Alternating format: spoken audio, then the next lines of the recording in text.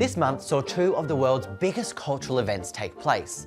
And I'd love to talk to you about Eurovision, but I couldn't get this song by the Latvian Wiggles about eating a well-balanced diet past my bosses. Instead of meat, I eat veggie. I wonder why.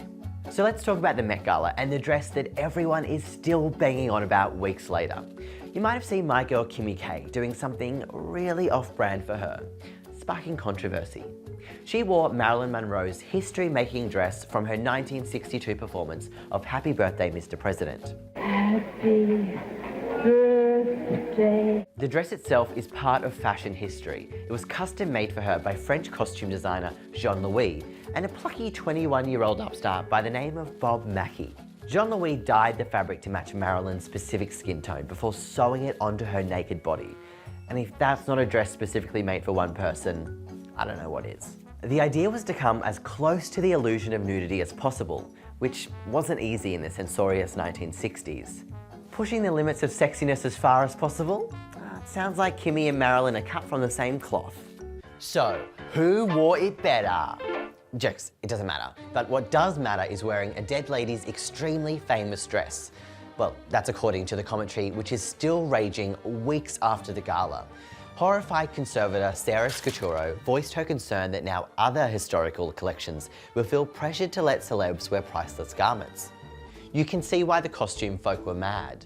The dress is made from a defunct fabric, soufflé silk, which means any damage is literally irreplaceable. And damage was very possible. The International Council of Museums listed a bunch of threats to an archival garment which should be avoided, including fragrance, makeup, jewelry, stage lighting, humidity, and photographic flashes. That literally sounds like a description of the Met Gala. So how did Kim K get her grubby little mitts on it? Believe it or not, the dress is owned by the Ripley's Believe It or Not Museum, and they loaned it to Kim for the occasion. A behind-the-scenes video posted by the museum showed that the internet wasn't the only thing Kim's bum was threatening to break. I can't believe we're still talking about this dress. But it wasn't just the dress that Kim took to the gala. The museum claims to have given her a lock of Marilyn's real hair. What is this? That is Marilyn's hair.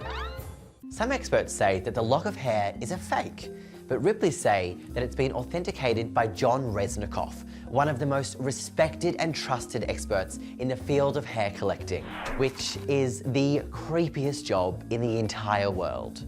Kim's stunt pissed off the International Council of Museums so much that they've just gone and reissued guidelines for the handling of historic garments. Historic garments should not be worn by anybody, public or private figures.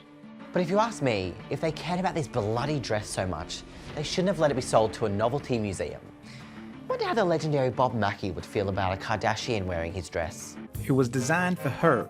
Nobody else should be seen in that dress. Oh, bit harsh, Bob. But Kim K's never had an original fashion idea in her life. N-I-C-E, nice. Noise. Well, I guess we'll stop banging on about the dress for now.